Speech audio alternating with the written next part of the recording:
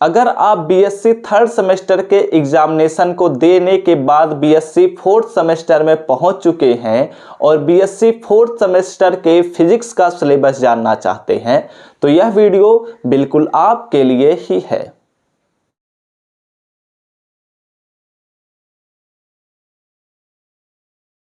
Hello प्यारे बच्चों, मैं हूं आपका भैया ऋषभ सिंह और आप सभी देख रहे हैं आपका अपना यूट्यूब चैनल ऋषि यस क्लासेस। और आप सभी को यह बात तो पता ही चल गया होगा कि हर एक सेमेस्टर में हमारे पास कोई भी सब्जेक्ट जो होता है उसके दो पेपर हो रहे हैं। एक तो थियरी का पेपर होता है, दूसरा हमारे पास प्रैक्टिकल पेपर होता है। सिमिलरली बीएससी फोर्थ सेमेस्टर का जो फिजिक्स का सिलेबस होगा उसमें भी दो पेपर होंगे।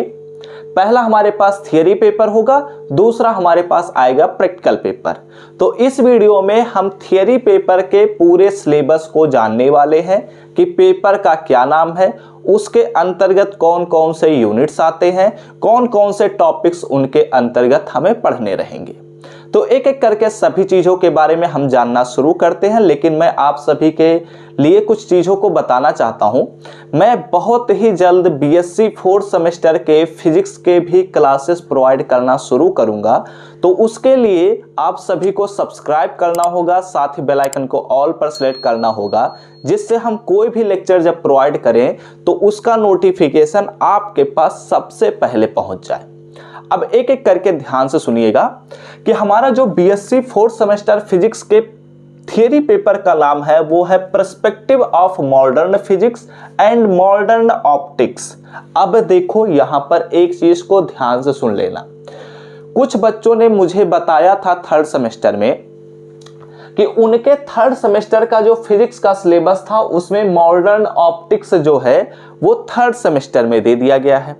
लेकिन अधिकांश यूनिवर्सिटी एनईपी यानी कि न्यू एजुकेशन पॉलिसी के अकॉर्डिंग उन्होंने इस पॉइंट को फोर्थ सेमेस्टर में रखा है। तो जिन भी यूनिवर्सिटीज में थर्ड सेमेस्टर में था तो वो अपने फोर्थ सेमेस्टर का सिलेबस एक बार जरूर चेक कर लेंगे अपने यूनिवर्सिटी के वेबसाइट पर, क्योंकि ये डिफर होगा। ये वाला जो पार्ट होगा वो 100% गारंटी के साथ वहां पर डिफर होगा।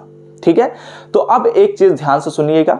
यह जो हमारे पास पेपर है अगर ध्यान से देखो तो यह दो पार्ट से मिलकर बना हुआ है। पहला पार्ट हमारे पास है perspective of modern physics and दूसरा पार्ट हमारे पास है मॉडर्न ऑप्टिक्स। तो हर एक पेपर में एनईपी के अकॉर्डिंग टोटल 8 यूनिट रखे गए हैं। तो इन 8 यूनिट में हमारे पास 4-4 यूनिट को डिवाइड कर दिया गया है। तो यानी कि यह पहले पार्ट में हमें 4 यूनिट मिलेगा, दूसरे पार्ट में भी हमें 4 यूनिट देखने को मिलेगा। लेकिन अगर आप लोग फिजिक्स के बुक नहीं लेते हैं तो मैं आपको रेकमेंड करूंगा कि आप लोग जरूर ले लीजिएगा, चाहे आप पास की दुकान से ले लीजिए या फिर लिंक हम आप सभी को डिस्क्रिप्शन में देने की कोशिश करेंगे, वहां से जाकर जरूर परचेज कर लीजिएगा। क्योंकि अगर आप मैथमेटिक्स के स्टूडेंट हैं और फिजिक्स सब्जेक्ट आपके पास है तो उसका बुक आपके पास जरूर होना चाहिए, क्योंकि बुक एक बहुत ही महत्वपूर्ण हथियार होता है एक विद्यार्थी के लिए।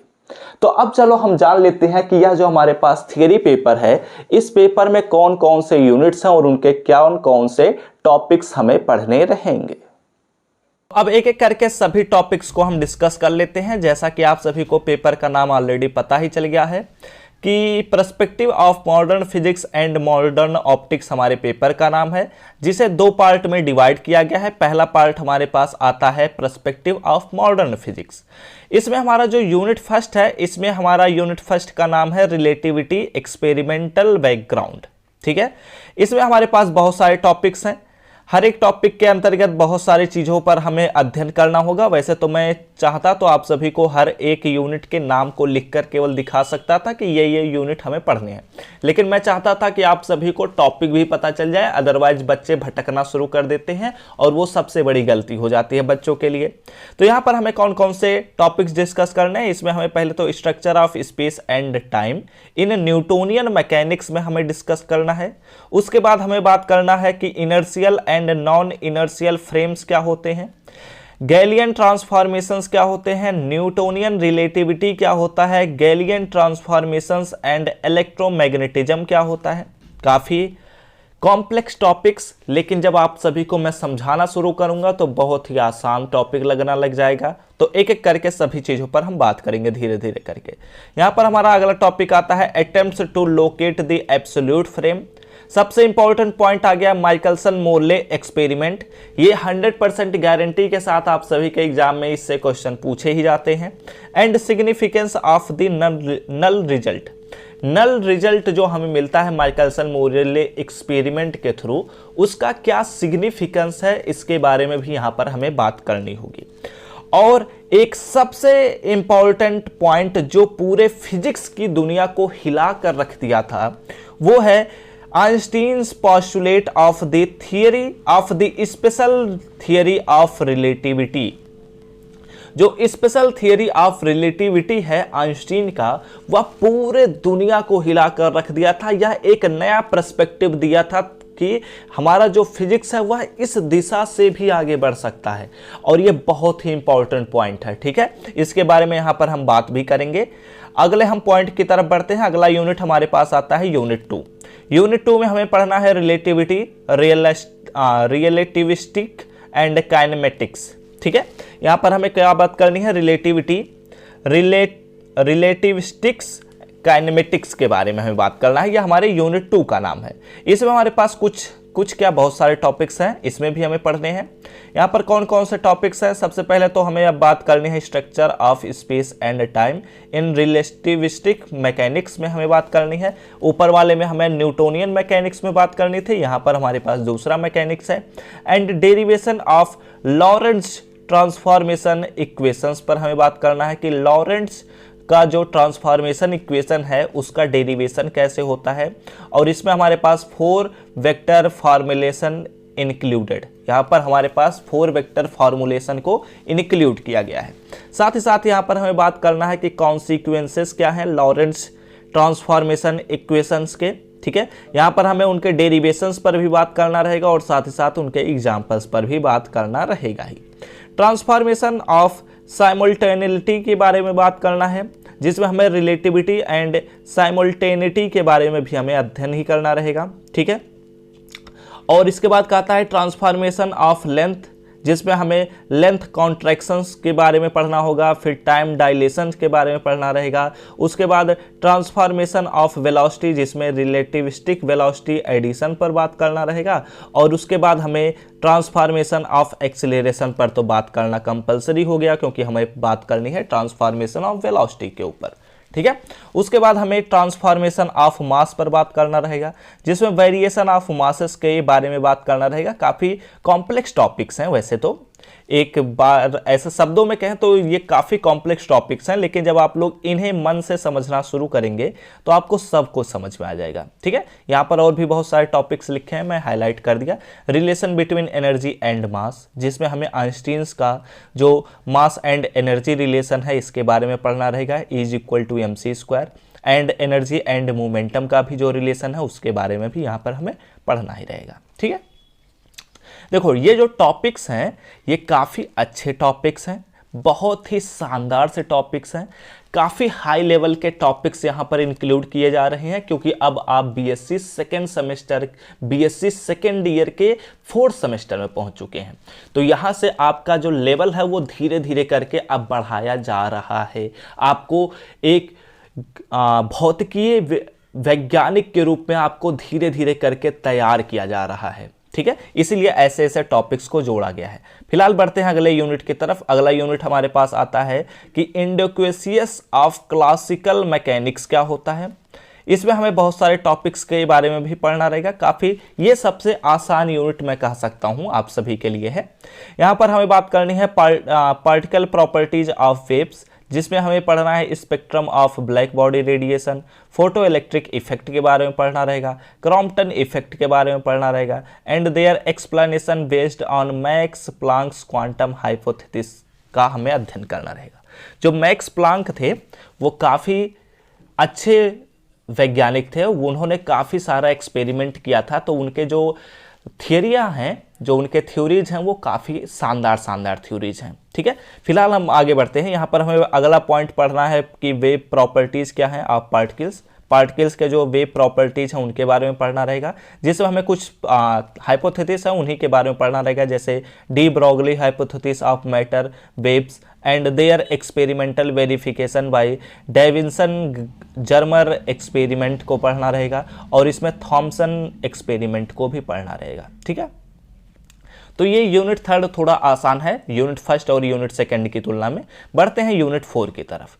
यूनिट 4 में हमें स्टार्टिंग किया जा रहा है, यहाँ पर एक नया चीज़ स्टार्ट किया जा रहा है जिसमें हमें क्वांटम मैकेनिक्स के बारे में बताया जा रहा है, ताकि जब हम अगले सेमेस्टर में बढ़ें तो वहाँ पर हम क्वांटम मैकेनिक्स की शुरुआत कर सकें। ठीक है, तो यहाँ पर हमें इंट्रोडक्शन ऑफ क्वांटम मैकेनिक्स बताया जा रहा है, जिसमें हमें मैटर वेव्स के बारे में पढ़ना है।